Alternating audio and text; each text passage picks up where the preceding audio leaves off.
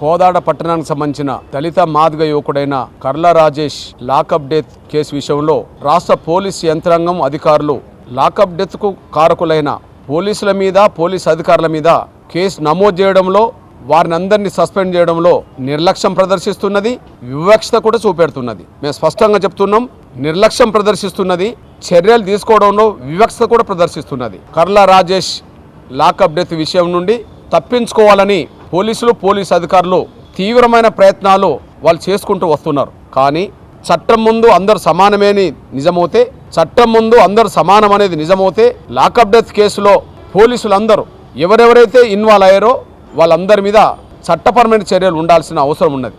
కానీ ఇక్కడ lockup death గురైంది దళిత మాదిగ యువకుడు. దీనికి ప్రధాన కారకుడు Chilukuru SI Suresh Reddy.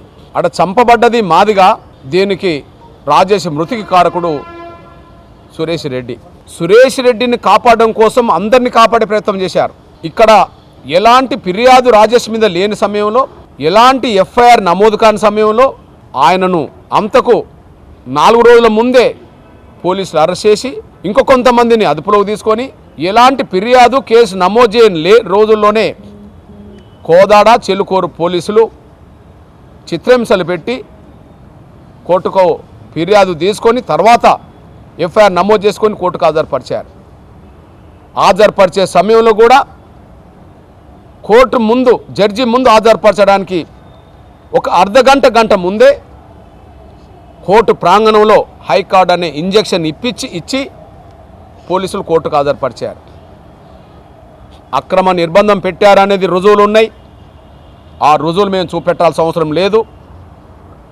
Chelukur Kodad rural police స్టేషన్లో సీసీ ఫుటేజ్లే సాక్ష్యం. కుటుంబ సభ్యులు భోజనాలు తీసుకెళ్లడం సాక్ష్యం.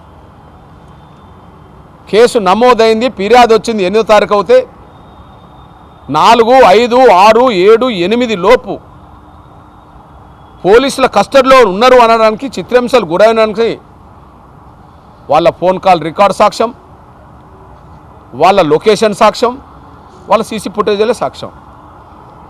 వీటి నుంచి తప్పించుకోవాలని చూస్తున్నా తప్పించుకోలేరనే విషయం మేము స్పష్టం చేస్తున్నాం. తల్లి, నా కొడుకు చావుకు కారకులు Chilukur SI, rural Kodad CI, కొంతమంది పోలీసులు బాధ్యులని చెప్పి 5వ తారీఖు నాడే అరవింద్ అనే కానిస్టేబుల్ పెట్రోల్ బంకు దగ్గరికి రాజేష్ని తీసుకెళ్లి ₹1,00,000 తీసుకొచ్చిననే సీసీ ఫుటేజీలు సాక్ష్యం చెప్తున్న విషయం చెప్పిన తర్వాత కూడా బాధ్యులైన లాకప్ డెత్కు బాధ్యులైన ఎస్ఐ సిఐ మీద పోలీసుల మీద ఎలాంటి కేసు నమోదు చేయలేదు. 2 డిఎస్పీలు అక్కడ రెడ్డి అయిపోయారు. ప్రధాన నిందితుడు ఎస్ఐ రెడ్డి, ఆయన మీద ఫిర్యాదు చేస్తే కేసు నమోదు చేయకుండా నిర్లక్ష్యం వహిస్తున్నది కోదాడ డిఎస్పీ రెడ్డి. ఇంకొక రెడ్డి కూడా ఇప్పుడు వచ్చేసాడు. అదే సమయంలో మేము ఈ విషయాన్ని ఎస్ఐ మీద సిఐ మీద చర్య చేపట్టట్లేదు అని చెప్పి డిఎస్పీకి విజ్ఞప్తులు చేసినా పట్టించుకోవట్లేదని చెప్పి ఎస్పీ దగ్గరికి తల్లి వెళ్ళింది, మాలాంటి వాళ్ళని కూడా వెళ్ళాం. ఆయన ఎస్పీ గారు పట్టించుకోలేదని చెప్పి మేము డీజీపీ గారిని కూడా కలవడం జరిగింది.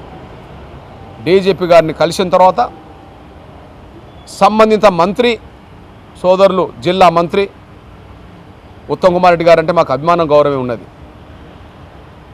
ఆయనకు చెప్పొచ్చాం. కోదాడ ఎమ్మెల్యే గారు ఉత్తమ్ కుమార్ రెడ్డి గారి భార్య, ఆమె కూడా చెప్పొచ్చాం కలిసి, అమ్మా మీరే సురేష్ రెడ్డిని కాపాడుతున్నారనే పేరు వస్తున్నది.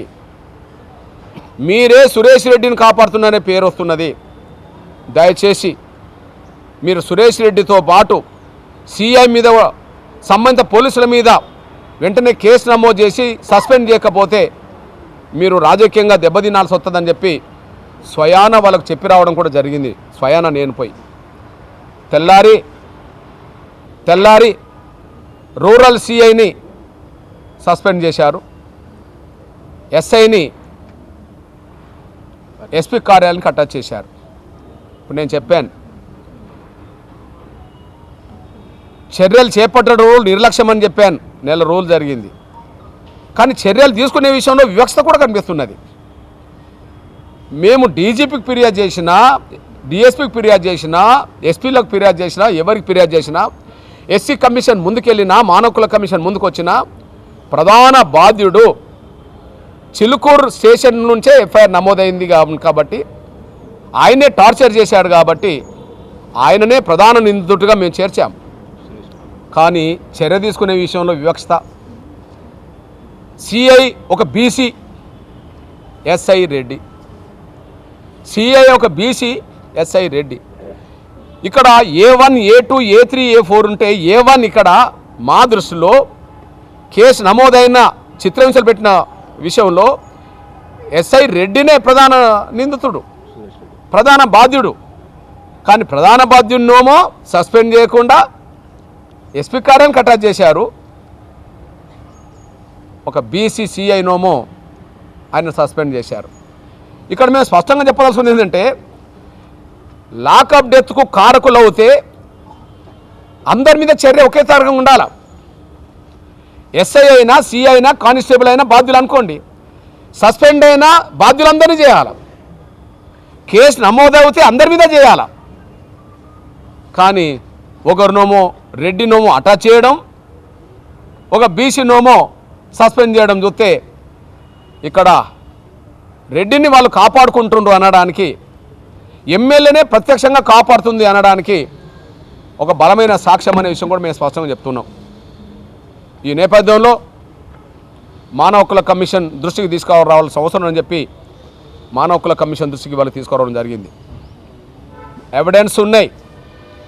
దేశవ్యాప్తంగా లాకప్ డెత్తులు జరిగితే 99% లాకప్ డెత్తులో చనిపోయిన వాళ్ళ మీద అప్పటికే ఏదో ఒక కేసు ఉండడమో, ఫిర్యాదు ఉండడమో జరుగుతుంది. ఫిర్యాదు ఉన్నాక, కేసు ఉన్నాకనే వాళ్ళని అరెస్ట్ చేయడం జరిగింది. కానీ ఇక్కడ ఎలాంటి ఫిర్యాదు లేని రోజుల్లో, ఎలాంటి ఎఫ్ఐఆర్ నమోదు కాని రోజుల్లో వాళ్ళను అరెస్ట్ చేసి అదుపులో పెట్టుకొని, స్టేషన్లో పెట్టుకొని చిత్రహింసలు పెట్టి చివరికి కోర్టుకు హాజరుపరిచే ముందు ఒక ఇంజక్షన్ ఇప్పించి కోర్టుకు హాజరుపరిచి ఆ తర్వాత ఆయన అనారోగ్యం తీవ్ర రూపం అయితే చనిపోవాల్సిన పరిస్థితి నెట్టబడ్డాయి. వాటి మేము స్పష్టం చేస్తున్నాం. నిర్లక్ష్యాన్ని రాష్ట్ర ప్రభుత్వం వీడాలి, పోలీస్ డిపార్ట్మెంట్ వీడాలి. చర్య చేపట్టే విషయంలో వివక్షత ప్రదర్శించవద్దు. మేము అడుగుతున్నాం, మీరు దోషులని మేము అంటున్నప్పుడు దోషులు కామని బహిరంగ రండి. దోషులు అయితే ఎంతమంది దోషులో వాళ్ళందరి మీద ఒకే రకమైన చర్య తీసుకోండి. మేము అడుగుతున్నదంటే రెడ్డిని కాపాడుకోవడం, బీసీని బలి చేయడం, ఇంకోని బలి చేయడమే అంటలేం. కోదాడ ఎమ్మెల్యే గారికి చెప్పొచ్చింది ఏంటంటే రెడ్డి కాబట్టే మీరు రెడ్డి కాపాడుతుండని అనుకుంటుండ్రు, మీరు కాపాడొద్దని చెప్పొచ్చాను. మేము ఈ కోదాడ రాజేష్ కేసు విషయంలో మేము ఎంత స్పష్టంగా ఉన్నామంటే ఈ రాజేష్ మృతి కారకులు ఎవరైనా సరే వాళ్ళు కులం, మతం, ప్రాంతం అని చూడకుండా అందరి మీద చర్యలు ఉండాలని చెప్పాం. ఎగ్జాంపుల్ SICI సూచన మేరకు 4వ తారీఖు నాడు, 5వ తారీఖు నాడు వీళ్ళని అరెస్ట్ చేసి తీసుకెళ్ళింది 2 పోలీస్ కానిస్టేబుల్ మాదిగలే. మేము పేరు రాశాం కదా. SICI సూచన మేరకే పోలీసు వాళ్ళు పోయినరు. అయినా తీసుకొచ్చిన వాళ్ళు వీళ్ళు అని చెప్పి మేము రాశాం కదా. వాళ్ళ పేర్లు మేము రాయకుండా లేము కదా. కేసు విషయంలో ఎవరు తప్పించుకోవద్దనే మేము అంటున్నాం. అదే సమయంలో పోస్టుమార్టం తర్వాత డెడ్ బాడీ ఇంటికాడున్న సమయంలో దళిత సంఘాలన్నీ రోడెక్కినప్పుడు సూర్యాపేట DSP మాదిగ కులస్తుడు అక్కడికి వెళ్ళి కేసు విత్డ్రా చేసుకుంటే మేము 8 లక్షలు ఇస్తామని చెప్పి మాట్లాడొచ్చాడు. సూర్యాపేట DSPకి కోదాడకు సంబంధం ఏమున్నది? డ్రెస్ మీద పోయి, పోలీస్ డ్రెస్ మీద పోయి మాట్లాడొచ్చేసాడు. ఆయన పేరు కూడా రాశాం. అంటే మేము మాదిగలు కాబట్టి కానిస్టేబుల్ వదిలిపెట్టమని మేము అనలే. కేసును పక్కదారి పట్టించడానికి, నిర్వీర్యం చేయడానికి DSP మాదిగ కాబట్టి ఆయన మీద చర్య తీసుకోవద్దని మేము అనలే. ఇక్కడ ఎవరున్నా వాళ్ళు SCలా, వాళ్ళు STలా, వాళ్ళు BCలా, వాళ్ళు OCలా, వాళ్ళు మైనార్టీలా చూడలే. మేము లాకప్ డెత్ కేసు విషయంలో ఖచ్చితంగా కులం, మతం, ప్రాంతం చూడకుండా అందరి మీద చర్య ఉండాలని చెప్పేశాం. మరి ఇక్కడ లాకప్ డెత్ కేసు స్పష్టంగా అర్థమైనప్పుడు కాదంటే ఓపెన్గా మేము చేయలేదని చెప్పండి. ఇంతవరకు నెల దాటింది, నెల మీద వారం రోజులు అవుతుంది. పోలీసుల నుంచి కనీసం బహిరంగ వివరణ రాలే, పోలీసుల నుంచి బహిరంగంగా ఒక స్టేట్మెంట్ రాలే, పోలీసుల నుంచి బహిరంగ ఒక సమాధానం రాలే, లేదా ఇంత జరుగుతుంటే ఒక ఖండన కూడా రాలే, వాళ్ళకి చెప్తున్నాం, ఈ మృతికి మాకు సంబంధం లేదనంటే బహిరంగ రండి, సంబంధం ఉన్నదంటే ఎవరెవరికి దీనికి బాధ్యులు అందరినీ చర్య తీసుకోండి. కానీ రెడ్డికి ఒక తీరు, బీసీకి ఒక తీరు, రెడ్డికి ఒక తీరు, ఇతరులకు ఒక తీరు అనేది పెట్టొద్దు. దీనికి ప్రధాన బాధ్యురాలు మాత్రం ఎమ్మెల్యే, మంత్రి గారి శ్రీమతి గారే అక్కడ ఎమ్మెల్యే గారు ఎంత కేసు నుండి దీన్ని బలహీనం చేయాలని చూస్తున్నదో ఒక సాక్ష్యం చెప్తున్నా నేను. గాంధీ ఆసుపత్రిలో పోస్ట్ మార్టం జరిగితే ఎంతోమంది డాక్టర్లు ఉంటే ఒక లక్ష్మీకాంత్ రెడ్డితోటే పోస్ట్ మార్టం చేయించింది. ఎస్ఐ ఎక్కడ? చిలుకూరు. గాంధీ ఆసుపత్రికి ఆయన రావాల్సిన అవసరం ఉండేది, రిమాండ్ ఖైదీ, జైలు ఖైదీ కదా ఆయన హాస్పిటల్లో పడ్డది. చిలుకూరు ఎస్ఐకి సంబంధం ఏంది? ఇక్కడ రెడ్డి ఎందుకు వచ్చిండు? ఆ రోజు లక్ష్మీకాంత్ రెడ్డితోటే ఎందుకు పోస్ట్ మార్టం చేయించారు? లాకప్ డెత్ కేసు విషయంలో పోస్ట్ మార్టం జరుగుతున్నప్పుడు వీడియో తీస్తుంటారు. SC/ST కేసులో వీడియో మస్తు కదా, వీడియో తీయించారు.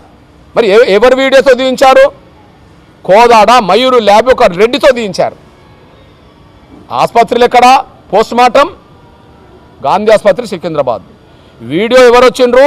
మయూరు ల్యాబ్, పేరు ఒక రెడ్డి. అసలు గాంధీ ఆసుపత్రిలో పోస్ట్ మార్టం చేస్తున్న సమయంలో వీడియో తీయడానికి కోదాడ రెడ్డి ఎందుకు వచ్చిండు? ఎంతోమంది అసిస్టెంట్ ప్రొఫెసర్లు ఉండగా రెడ్డి ఎందుకు, లక్ష్మీకాంత్ రెడ్డి ఎందుకు పోస్ట్ మార్టం చేశాడు? అంటే మొదటి నుంచి చిలుకూరు ఎస్ఐ రెడ్డిని తప్పించడానికి ఎమ్మెల్యే గారు ప్రయత్నం చేస్తున్నారు అనడానికి ఇప్పటివరకు సాక్ష్యాలు కనిపిస్తున్నాయి. కాబట్టి మేము స్పష్టం చేస్తున్నాం, మృతికి మేము కారణం కాదంటే బహిరంగ చెప్పండి. కారణమవుతే ఎవరెవరు కారణమో, కానిస్టేబుల్ నుంచి మొదలుకుంటే, SICI నుంచి మొదలుకుంటే అందరూ చర్య తీసుకోండి. చర్య చేపట్టడంలో నిర్లక్ష్యం DSPలు కనిపించినాయి. SI మీద CI మీద కేసు నమోదు చేయడంలో DSPలు నిర్లక్ష్యం వహించారు, వాళ్ళ మీద చర్య తీసుకోండి. DSP మీద చర్య తీసుకోమని చెప్పి మేము SPని కలిసాం, ఆయన చర్య తీసుకోలేదు, SP మీద చర్య తీసుకోండి.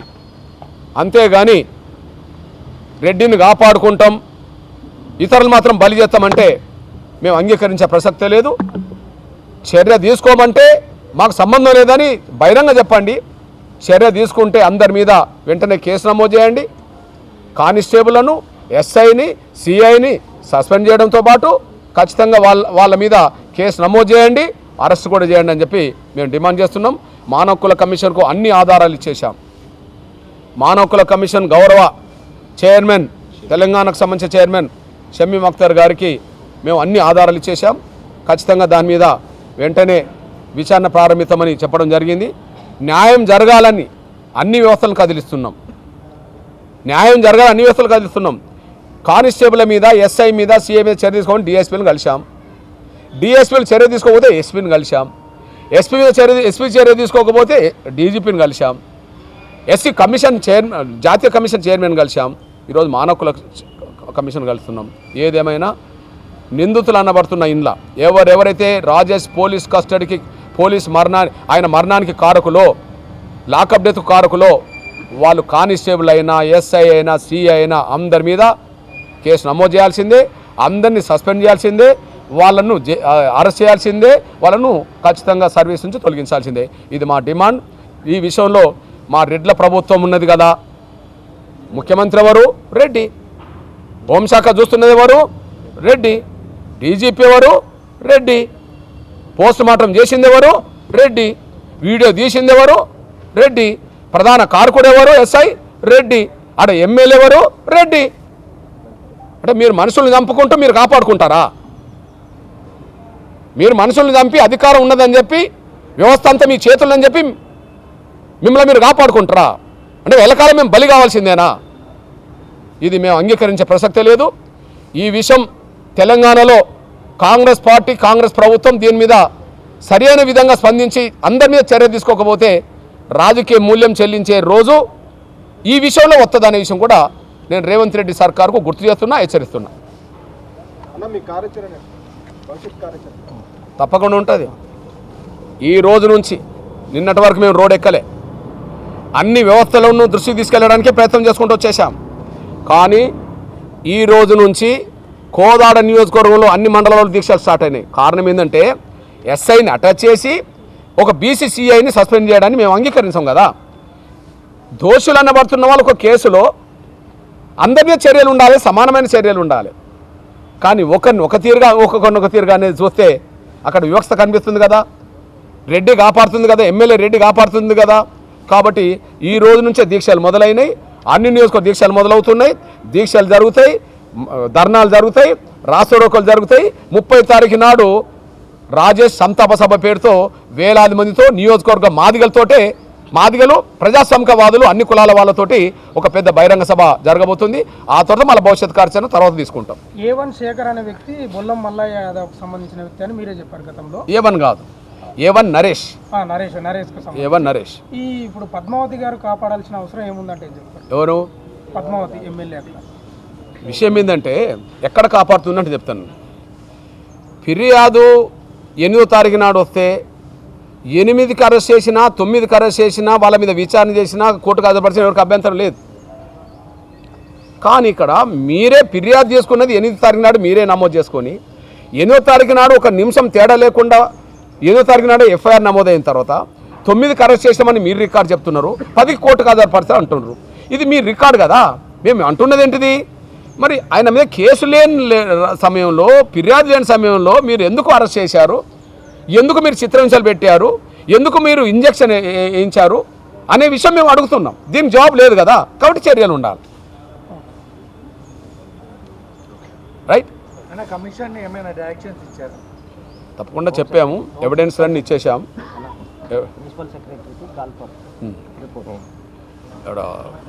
అదే హోమ్ సెక్రటరీకి వెంటనే హోంశాఖకు పిలిపిస్తానని చెప్పడం జరిగింది. నేషనల్ మానవ హక్కుల కమిషన్ కూడా ఇది కేసు తీసుకున్నది. ఇప్పుడు ఈ కమిషన్ కూడా ప్రిన్సిపల్ సెక్రటరీకి అది రిపోర్ట్ చేయబోతుంది, కాల్ఫర్ చేయబోతుంది. ఏదేమైనా సరే అన్ని వ్యవస్థలు కదులుతున్నాం. ఇక్కడ కేవలం నేను మళ్ళీ చెప్తున్నా, సురేష్ రెడ్డి కాకపోతే అక్కడ ఒక బీసీనో ఎస్సీనో ఎస్టీనో ఎవరున్నా, ఒక మైనార్టీ ఉన్నా సస్పెండ్ అయ్యేవాడు, కేసు అయ్యారు. ఉదాహరణకు మళ్ళీ చెప్తున్నాను నేను, మొన్న 2 నెలల క్రితము ఒక మహిళను ఒక ఎస్ఐ ఒక హోటల్లో తాగి ఏదో వేధించిండని చెప్పి ఫిర్యాదు వచ్చింది. సీసీ ఫుటేజ్లో అలా సాక్ష్యం చెప్తే ఆయన సస్పెండ్ చేశారు. సస్పెండ్ చేయడమే కాదు, ఆయన మీద కేసు నమోదు చేశారు. ఆయన మీద కేసు నమోదు చేశారు. ఆయన ఎవరు? ఒక బీసీ. ఇక్కడ మరణించింది మాదిగా, దానికి ప్రధాన కారకుడు రెడ్డిని కాపాడడం కోసం ఇంతకాలము ఎవరి మీద చర్య తీసుకోలేదు. కానీ చర్య తీసుకునే సమయానికి ఆయనను కాపాడుతుండు, ఇంకోటిని బలి చేసే ప్రయత్నం చేస్తుండు. చర్య అంటూ అందరూ సమానంగా జరగాలని మేము కోరుతున్నాం.